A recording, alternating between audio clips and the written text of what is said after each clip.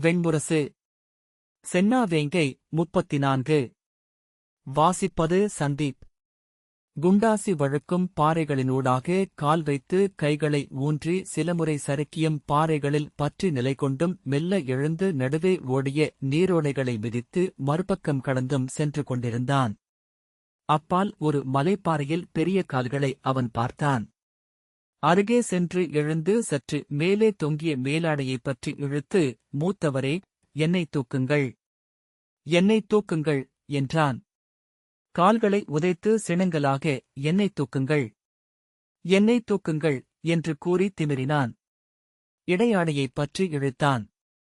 மேலிருந்து பீமனின் முகம் குனிந்து அவனை பார்த்தது.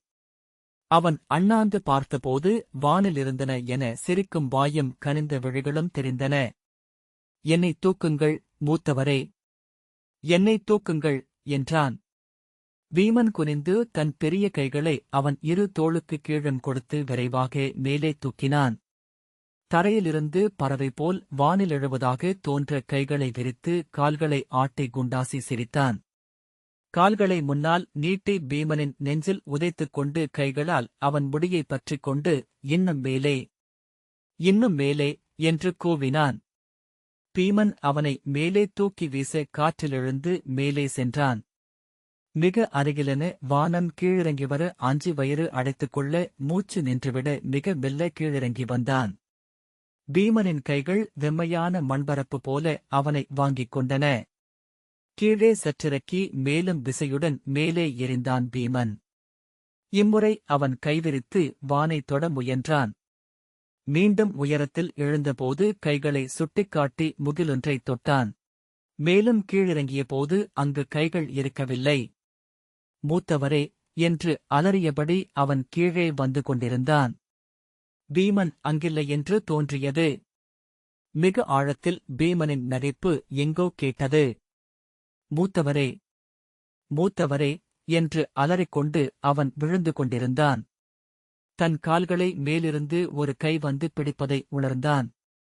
அந்தப் பிடியில் தொங்கியவனாக தலைகீழாக மிக ஆழத்தில் தெரிந்த இருண்ட வெளியை பார்த்தபடி அவன் கிடந்தான். பல்லாயிரம் விழிகளின் மினுக்கம் அங்கு விண்மீன்களென நிறைந்திருந்தது. அவன் அந்த பிடியை உதறி அந்த இருள்வெளி நோக்கி விழ விரும்பினான். கால்களை உதறியபடி, விடு, என்னை விடு என்று கூவினான். இளவரசே, இளவரசே என்ற குரல் கேட்டு விழித்துக் கொண்டபோது தன் கால்களைப் பற்றி உலுக்கிய முதிய ஏவலனாகிய தீர்க்கனைக் கண்டான். தீர்க்கன் தலைவணங்கி, புலரி அணுகுகிறது, இளவரசே என்றான். குண்டாசி, யார், யார் நீ என்றான்.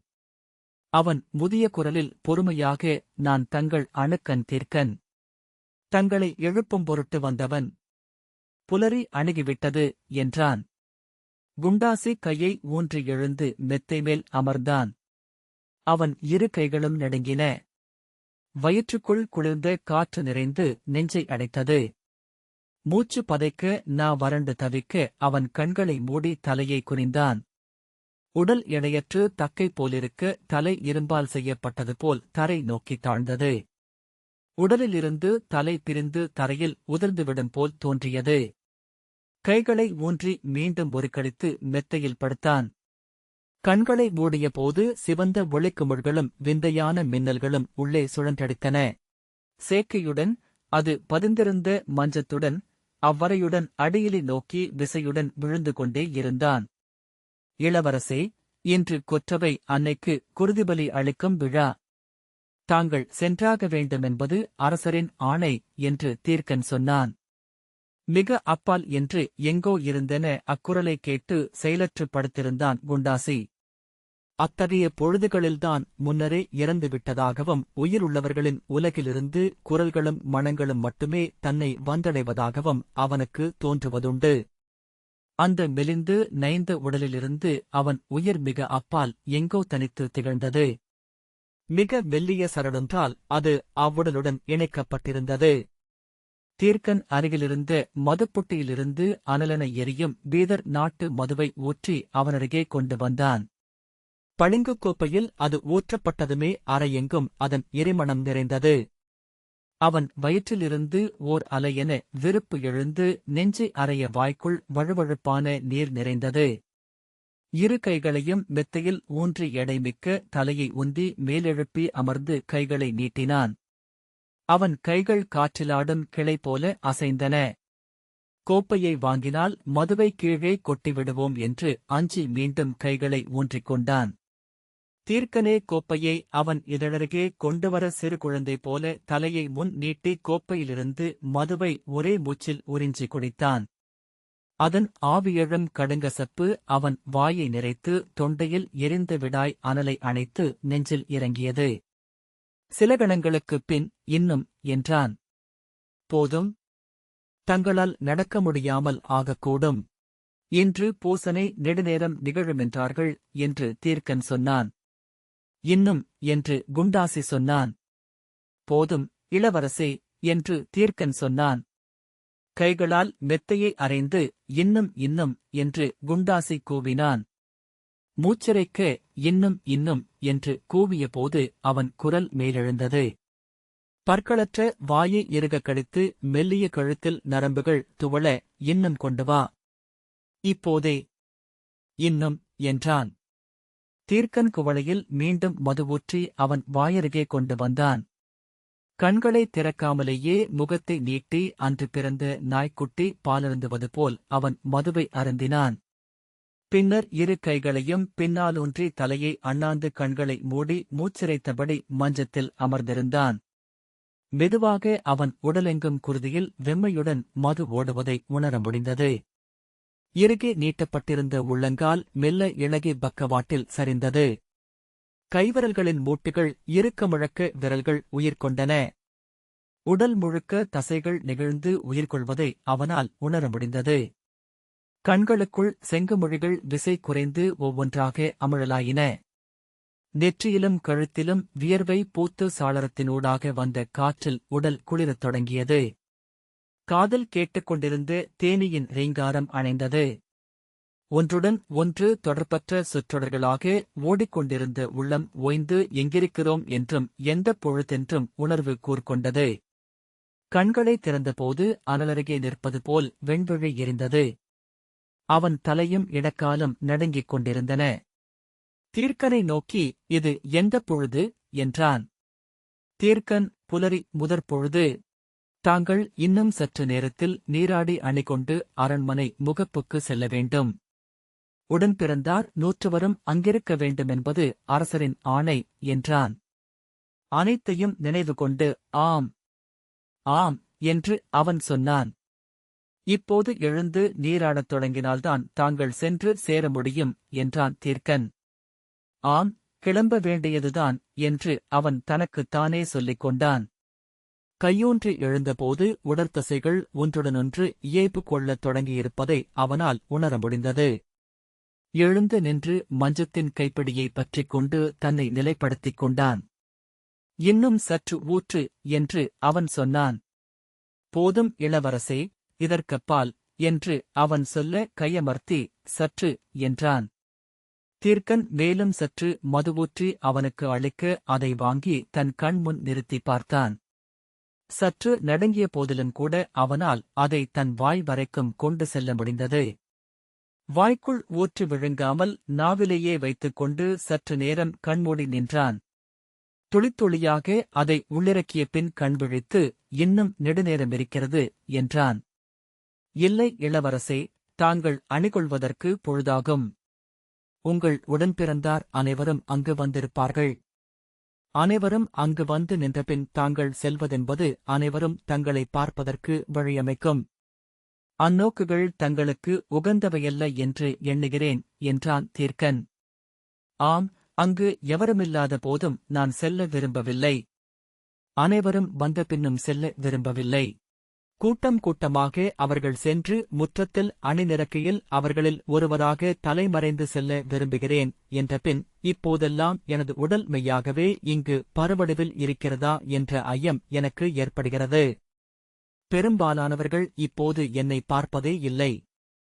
வெட்டவெளியிலேயே என்னால் முற்றும் மறைந்து கொள்ள முடிகிறது என்று சிரித்து அது எனக்கு உகந்ததாகவும் உள்ளது என்றான். தீர்க்கன், வருக, இளவரசே. நீராடி கிளம்ப வேண்டியதுதான் என்றான். ஆம் என்றபின் அவன் திரும்பி தன் சேக்கையை பார்த்தான். அதில் அவன் இரவில் சிறுநீர் கழித்திருந்த ஈரம் பரவியிருந்தது. அவனது ஆடையிலும் மேலாடையிலும் சிறுநீரும் இரவெல்லாம் இருமித் துப்பிய கோழையும் படிந்து உலர்ந்திருந்தன. அவன் பார்ப்பதை தீர்க்கனும் பார்த்து அவன் திரும்பியதும் நோக்கை விலக்கிக் கொண்டான். பன்றி ஒடுங்கும் பொந்து போல் இவ்வரை உள்ளதல்லவா என்றான். தீர்க்கன், பொழுதாகிறது, இளவரசே என்றான். குண்டாசி தன் மேலாடையை எடுத்து அப்பாலிட்டுவிட்டு, பிறிதொரு மேலாடை எனக்கு வேண்டும் என்றான். தாங்கள் நீராடத்தானே போகிறீர்கள்? அங்கே ஆடைகளை எடுத்து வைத்திருக்கிறேன் என்று தீர்க்கன் சொன்னான். தீர்க்கனுடன் குண்டாசி அறையிலிருந்து வெளியே வந்து இடைநாழியினூடாக நடந்தான். அவனை எவ்வாறு அழைத்துச் செல்ல வேண்டுமென்பது தீர்க்கனுக்கு தெரிந்திருந்தது. அவன் நடக்கையில் அவனிடமிருந்து அகன்று அவன் செல்வதில்லை. அணுக்கமாக வந்து அவன் தள்ளாடும்போது கை நீட்டுவதில்லை. மெய்யாகவே அவன் விழுந்துவிடக்கூடும் என்று தோன்றும் தருணத்தில் மட்டும் ஓரிரு எட்டு எடுத்து வைத்து அவன் தோளையோ கையையோ இயல்பாக பற்றிக் கொண்டு அவன் நிலை மீண்டதும் பிடியை விட்டுவிடுவான். குண்டாசி நடக்கையிலேயே இருமத் தொடங்கினான். முதலில் மெல்லிய இருமலாகத் தொடங்கியது. நெஞ்சிலிருந்து கோழையை இருமி வெளியே எடுக்க அவனால் இயலவில்லை. ஆகவே மேலும் மேலும் இருமல் மிகுந்து வந்தது. இரு இடங்களில் தூண்களைப் பற்றிக் கொண்டு குனிந்து நின்று அவன் இருமினான். சற்று அப்பால் நின்றிருந்த இரு காவலர்கள் அவன் துப்புவதற்காக கோளாம்பியை கொண்டு வந்து வைத்தனர். நெடுநேரம் இருமிய பின்னரும் கூட அவனால் கோழையை இருமி அதில் துப்ப முடியவில்லை. இருமலின் விசையில் அவன் குனிந்து தலையை பற்றிக் கொண்டு கண்களை மூடி மூச்சு வாங்கினான். பின்னர் கையசைத்து அவர்களை போகச் சொல்லிவிட்டு மேலும் நடந்தான். மீண்டும் அவன் உடலை அதிரச் செய்தபடி இருமல் இருந்தது. இம்முறை சற்றே கோழையை துப்பினான். உள்ளிருந்து பெயர்ந்த கோழை வெளியே வராமல் நெஞ்சில் நின்று அவனை நிலையழியச் செய்தது. நீராட்டரை அங்கிருந்து நெடுந்தொலைவென்று தோன்றியது. தீர்க்கன், தாங்கள் விரும்பினால் என்று ஏதோ சொல்லத் தொடங்க கைவீசி அவனை தடுத்த பின் முழுவிசையும் உடலில் கூட்டி ஒவ்வொரு அடியையும் முன்னோக்கி விழுவது போல் எடுத்து வைத்து 8 தூண்கள் நின்றிருந்த இடைவெளியை ஒரே விசையில் தாண்டி அங்கிருந்த சிறுவாயிலின் நிலைப்படியை பற்றிக் கொண்டு நின்றான். அம்முறை இருமல் மிக உச்சத்திலும் கால் கட்டை விரலை துடிக்க வைக்கும் அளவுக்கு விசையுடனும் எழுந்தது. ஏவலன் கொண்டு நீட்டிய கோளாம்பியில் துப்பியபோது நெஞ்சை அடைத்திருந்த கோழையில் பெரும்பகுதி வெளியே சென்றது. மூச்சுவிட்டு நிமிர்ந்து நின்றான். நெஞ்சின் எடை குறைந்து உடல் சற்று எளிதானது போல் தோன்றியது. மேலும் எத்தனை தொலைவிருக்கிறதென்று பார்த்தான். இருமுறை உடலை உந்தினால் நீராட்டரை வரை சென்றுவிட முடியும். நீராட்டரை வாசலில் சென்றபோது அவன் கண்களுக்குள் இருட்டு நிறைந்திருந்தது. விழுந்து விடுபவன் போல பக்கவாட்டில் சாய தீர்க்கன் அவன் தோளை பற்றிக் கொண்டான். சில கணங்களுக்குப் பின் தீர்க்கனின் கையை தட்டி அதை எடுக்கச் சொன்ன பிறகு அவன் கண்களைத் திறந்து நீராட்டரையை பார்த்தான். நீராட்டு ஏவலன் முன்வந்து வணங்கி, வருக, இளவரசே. அனைத்தும் சித்தமாக உள்ளன என்றான். அவன் தன் பதரும் கால்களை எடுத்து வைத்து நீராட்டறைக்குள் நுழைந்தான்.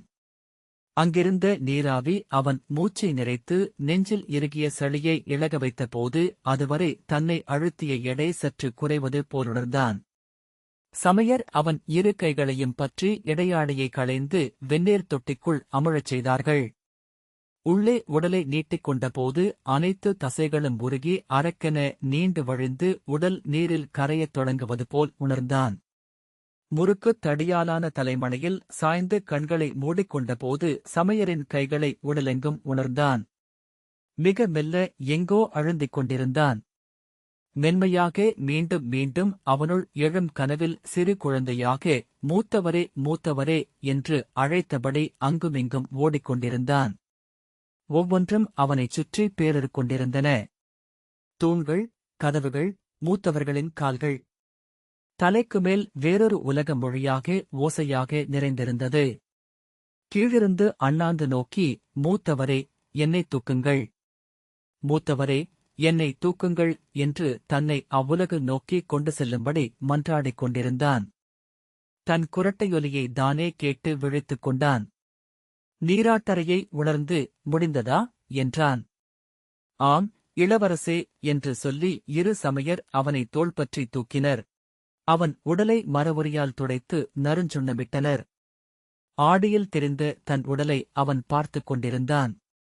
எலும்புச் சட்டகத்தின் மேல் சுருங்கிய கரிய தோல் சிறு புண்களுடனும் நூற்றுக்கணக்கான தழும்புகளுடனும் தடிப்புகளுடனும் காய்ப்புகளுடனும் படர்ந்திருந்தது. சில இடங்களில் சாம்பல் பூத்து, சில இடங்களில் போசணத்தேமல் படர்ந்து மட்கத் தொடங்கிய சடலம் ஒன்றை பார்ப்பது போல் இருந்தது. அவ்வெண்ணம் எழுந்ததுமே அவன் நோக்கி விலக்கிக் கொண்டான். பின்னர் உளத்தை உந்தி நோக்கி திருப்பி ஆடியை பார்த்தான். தன் உடலை காலிலிருந்து தலைவரைக்கும் ஒவ்வொரு உறுப்பென்று நோக்கினான். மட்கும் சடலம்தான். நெடுங்காலமாக மெல்ல மட்கிக் கொண்டிருக்கிறது. முற்றாக உயிர் அகலவுமில்லை. அவன் தன் விழிகளை பார்த்தான். உயிர் எஞ்சியிருப்பது அங்கு மட்டும்தான். கண்களை மட்டும் அகற்றிவிட்டால் இவ்வுடலை சிதையேற்றிவிடலாம். முதல் நெருப்பிலேயே பொசுங்கி எரிந்துவிடக்கூடும். இதில் ஓடிக்கொண்டிருக்கும் குருதி என்பது பீதர் நாட்டு மதுவாலானது. யவன மது பழச்சாறு நொதித்தூற்றியது. அரிசியில் வாற்றி எடுக்கப்படும் பீதர் நாட்டு மது எக்கணமும் அனலென்று மாற ததும்பி நிற்பது. வெயில் வெம்மை மிகுந்தாலே பளிங்குப் புட்டிக்குள் அது எரிந்து பற்றிக்கொள்ளும். சூதன் ஒருவன் முன்பு, இளவரசே, தாங்கள் சுடர்களுக்கும் பந்தங்களுக்கும் அருகே செல்ல வேண்டாம், பற்றிக்கொள்வீர்கள் என்று நகையாடியதை அவன் நினைவு கூர்ந்தான். நிமித்திகனிடம் அன்று அவன் கேட்டான்.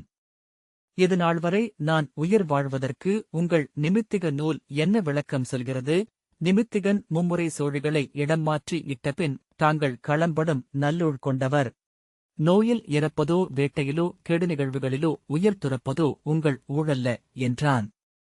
அதை நானும் உணர்கிறேன் என்றபின் அவன் அருகே நின்றிருந்த பாணனிடம், இள அகவையிலே எனக்கெழுந்த உள்ளுணர்வொன்று உண்டு. நான் செருகளமொன்றில் மூத்தவர் பீமனால் தலையுடைத்து கொல்லப்படுவேன். அதன் பொருட்டே இத்தலையை பாதுகாத்து வைத்திருக்கிறேன். இது உடைந்து வெளியே தெரிக்கும் அக்கணம் நான் அடையும் ஆறுதல் என்னவென்று அவ்வப்போது கனவுகளில் அறிவேன்.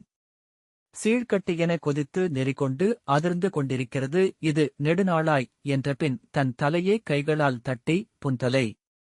இள அகவையில் பிற மைந்தரை விட என் தலை மிகப் பெரிது என்று என் அன்னை சொன்னாள். என் தலையை தன் கைகளால் வருடி பெருங்கலம் போலிருக்கிறது என்றபின் இதற்கு குண்டான் என்று பெயரிட்டாள். அதிலிருந்துதான் இப்பெயரை நான் அடைந்தேன் என்றான். அவன் நோக்கி நின்றிருக்கவே சமையர் நீலப்பட்டாடையை உடுத்தி இடையில் சிவப்புக் கச்சை கட்டி மானுட உடலென்றாக்கினர். தீர்க்கன் அரைவாயிலில் நின்று, செல்வோம் இளவரசே. ஏற்கனவே அங்கு தங்கள் உடன்பிறந்தார் 20 பேர் வந்துவிட்டார்கள். ஒவ்வொருவராக வந்து கொண்டிருக்கிறார்கள் என்றான். மீண்டும் ஒருமுறை தன்னை ஆடியில் பார்த்த பின் குண்டாசி தீர்க்கனுடன் நடந்தான். தீர்க்கன், தாங்கள் உணவேதும் அருந்தாமல் செல்ல வேண்டுமென்பது நெறி. தங்கள் மூத்தவர்கள் 3 நாட்களாக உண்ணா நோன்பு கொண்டு அன்னையை வழிபட சென்று கொண்டிருக்கிறார்கள் என்றான். நான் உண்ணா நோன்பு கொள்ள இயலாது. அதை அவர்கள் அறிவார்கள் என்றான். ஆம், அதை எவரும் தங்களிடம் கேட்கப் போவதில்லை. ஆனால் தாங்கள் இதற்கு மேல் மதுவருந்தலாகாது. அருந்தினால் தாங்கள் சென்று நிற்கையிலேயே அக்கெடுமணத்தை அவர்கள் அறிவார்கள் என்றான் தீர்க்கன். குண்டாசி, என் வியர்வையில் பீதர் நாட்டு மதுவின் மணமுள்ளது. குருதியில் பாதி அந்த மதுதான். ஆகவே என் நிலையிலும் அந்த மணத்தை என்னிடமிருந்து விலக்க இயலாது என்றான். இடைநாழியில் அவனுக்காக காத்திருந்த சுஜாதன் மேலேறி வந்து, வருக, அனைவரும் தங்களை கேட்டனர் என்றான். என்னையா என்றான் குண்டாசி. தாங்கள் நோன்பு கொண்டிருக்கிறீர்களா என்று துர்மதர் கேட்டார். ஆமென்று உரைத்தேன் என்றான். குண்டாசி இதழ் வளைய புன்னகைத்து, என் வாழ்வே ஒரு பெருநோன்புதான் என்று அவரிடம் சொல்ல வேண்டியதுதானே என்றான். சுஜாதன் அதிலிருந்த இடக்கை புரிந்து கொள்ளாமல், 3 நாட்களாக உண்ணா நோன்பிருந்து இன்று கொற்றவை அன்னையின் பூசனைக்கு சென்று கொண்டிருக்கிறோம். 100 அந்நோன்பைக் கொண்டிருக்கிறார்கள் என்றான். குண்டாசி, நான் சென்ற 40 ஆண்டுகளுக்கும் மேலாகவே உண்ணா நோன்பைத்தான் கொண்டிருக்கிறேன் இளையோனே என்றான்.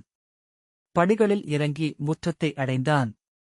அங்கு கௌரவர்கள் சிறு குழுக்களாக கூடி நின்று தாழ்ந்த குரலில் பேசிக் கொண்டிருந்தனர். சூழ்ந்திருந்த பந்தங்களின் ஒளியில் அவர்களின் ஆடைகள் செந்தழல் போல சுடர்கொண்டிருந்தன. சுஜாதன், தாங்கள் எனக்கு சற்று பின்னாலேயே வருக. தங்களை மூத்தவர் பார்த்தால் ஏதேனும் கேட்கக்கூடும் என்றான். சுஜாதனை பார்த்து சிரித்த குண்டாசி, என்னை நோக்கி கேட்கப்பட வேண்டிய அனைத்தும் முன்னரே பலமுறை கேட்கப்பட்டுவிட்டன. பலமுறை மறுமொழிகளும் சொல்லப்பட்டுவிட்டன. நீ அஞ்ச வேண்டாம். மூத்தவர் எவரும் என்னை பார்ப்பதில்லை.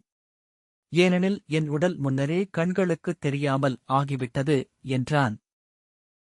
அவன் என்ன சொல்கிறான் என்று இருமுறை திரும்பிப் பார்த்து புரியாமல் சுஜாதன், விரைந்து வருக என்று சொல்லி முற்றத்தில் இறங்கி அங்கு நின்றிருந்தவர்கள் நடுவே நின்றான். குண்டாசி இரு பெரிய உடல்கள் நடுவே தன்னை நிழலென நிறுத்திக் கொண்டான். கௌரவர்கள் ஒருவரோடொருவர் பேசாமல் நிழல் பெருகுவது போல வந்து முற்றத்தை நிறைக்கத் தொடங்கினர். அனைவரும் நீல நிற இடையாடையும் செந்நிறக் கச்சையும் அணிந்து அணிகளோ தலைப்பாகையோ இல்லாமலிருந்தார்கள். அருந்திய மது முழுக்க வியர்வையாக வெளியே வந்தது. தொண்டை மதுவிற்கான விடாய் கொள்ளத் தொடங்கியது. கைவிரல்கள் குளிர்ந்து நடுங்கின. கால்விரல்கள் மண்பற்றாமல் நெகிழ அகலத் தொடங்கின. திரும்பி சுஜாதனிடம், இளையோனே, நான் சற்று மது அருந்தாமல் வர முடியாது. விழுந்து விடுவேன் என்றான். விழுந்தால் நன்று. மது அருந்தி தாங்கள் வரப்போவதில்லை என்று பற்களைக் கடித்தபடி சொன்னான் சுஜாதன். விடாய் தாங்க முடியவில்லை. என் தலை உடைந்துவிடும் போலிருக்கிறது என்றான். உடையட்டும் என்று அவன் சொன்னான். புரிந்து கொள்க. ஆலயம் வரை என்னால் நடக்க இயலாது என்று குண்டாசி சொன்னான். நடந்து பாருங்கள். விழுந்தால் நான் தூக்கிக் கொண்டு செல்வேன் என்றான் சுஜாதன். ஒற்றைக் கொம்பின் ஒலி எழுந்தது. கனகர் முன்னால் ஓடி வந்து அங்கே நின்றிருந்த கௌரவர்களை நோக்கினார். எண்ணி நோக்குகிறார் என்று தோன்றியது. ஆனால் நெடுங்காலப் பழக்கத்தால் எண்ணாமலேயே அவர்கள் அனைவரும் வந்துவிட்டார்களா என்பதை அவரால் கணிக்க முடிந்தது. அவர் திரும்பிச் சென்ற சற்று நேரத்திலேயே கொம்போதி முன்னால் வர ஆஸ்தினபுரியின் கொடியுடன் கொடிக்காவலன் வந்தான். தொடர்ந்து துச்சாதனன் உடன்வர துரியோதனன் நடந்து வந்தான். முற்றத்தை நிறைத்திருந்த தம்பியரை ஒருமுறை நோக்கிவிட்டு அவன் அவர்களின் நிறைமுகப்பில் வந்து நின்றான். நிமித்திகர்களும் கணிகர்களும் சிற்றமைச்சர்களும் அடங்கிய சிறுகுழு அப்பால் நின்றது. மங்கல இசையோ வாழ்த்தோ எழவில்லை. நிமித்திகன் வான்மீன் நோக்கி பொழுது கழித்ததும் கனகர் வந்து துரியோதனனைப் பணிந்து முணுமுணுக்க அவன் திரும்பி அரண்மனையை நோக்கி வணங்கிவிட்டு முன்னால் நடந்தான். கௌரவர்கள் சீராக தொடர்ந்து சென்றனர். குண்டாசி அவர்களுடன் நடந்தான். நடப்பதற்காக கால்களை எடுத்து வைத்தபோதுதான் உடலுக்குள் ஆற்றல் என ஏதுமில்லை என்று தெரிந்தது. ஒவ்வொரு காலடியையும் எண்ணத்தால் உந்தி எடுத்து வைக்க வேண்டியிருந்தது. தொடர்ந்து சென்று கொண்டிருந்த பிறர் உடல்களுடன் அவன் முட்டி மோதினான். சினத்துடன் அவனை உந்தி செல்க என்றான் சுவர்மன். குண்டாசி அக்கணம் ஒரு கை தன்னை பிடித்து மண்ணை நோக்கி இழுப்பதாக உணர்ந்தான். முகம் தரையை அறைந்தபோது வலியை உணர்ந்தான். கையூன்றி எழ முயன்று மீண்டும் மண்ணில் விழுந்தான். கௌரவர்களின் நிறை கலைந்தது. என்ன என்ன என்றான் துர்மதன். இளையவன் என்று ஜலகந்தன் சொன்னான். துர்விகாகனும் சுலோசனனும் அவனை அணுகி குனிந்து நோக்கினர். என்ன என்று துரியோதனன் கேட்டான். பின்னர் யாரவன் என்று உறுமியபடி குண்டாசியை அணுகினான். குண்டாசி தலை தூக்கி தன்னருகே நின்றிருந்த மிகப்பெரிய கால்களைக் கண்டான். கை நீட்டி, மூத்தவரே மூத்தவரே என்றான். அறிவிலி, வீணன் என்று கூவியபடி துரியோதனன் அவனை தூக்கி மேலே வீசினான். அவன் காற்றிலெழுந்து இருண்ட வானில் மிதந்து கீழிறங்க இரு வலிய கைகள் அவனைப் பற்றின. அவன் கழுத்தில் துரியோதனனின் கைகள் அழுந்த உடல் அவன் பிடியில் நெரிந்து உறைந்தது. சுபாகு, மூத்தவரே, வேண்டாம். இது நற்பொழுது என்று கூவியபடி அருகே ஓடி வந்தான். துச்சாதனன் தீநிமித்தம் ஆகிவிடும், மூத்தவரே என்று துரியோதனனின் தோளை பற்றினான். குண்டாசியைத் தூக்கி அப்பால் வீசினான் துரியோதனன். காற்றில் பறந்து எலும்புகள் மண்ணில் அரைப்பட அவன் நிலத்தில் விழுந்தான். வலியே தெரியவில்லை. ஆனால் தன் உடல் பல துண்டுகளாக சிதறிக் கிடப்பது போலிருந்தது. துரியோதனன் மூச்சிரைத்தபடி திரும்பிச் சென்றான். கௌரவர்கள் அவனை தொடர்ந்தனர். எவரோ தீநிமித்தம் வேறென்ன தேவை என்று முணுமுணுத்தனர். இறுதியாக தயங்கி நின்ற பின் சுஜாதனம் அவர்களுடன் சென்றான். இந்த வாசிப்பை கேட்டதற்கு நன்றி.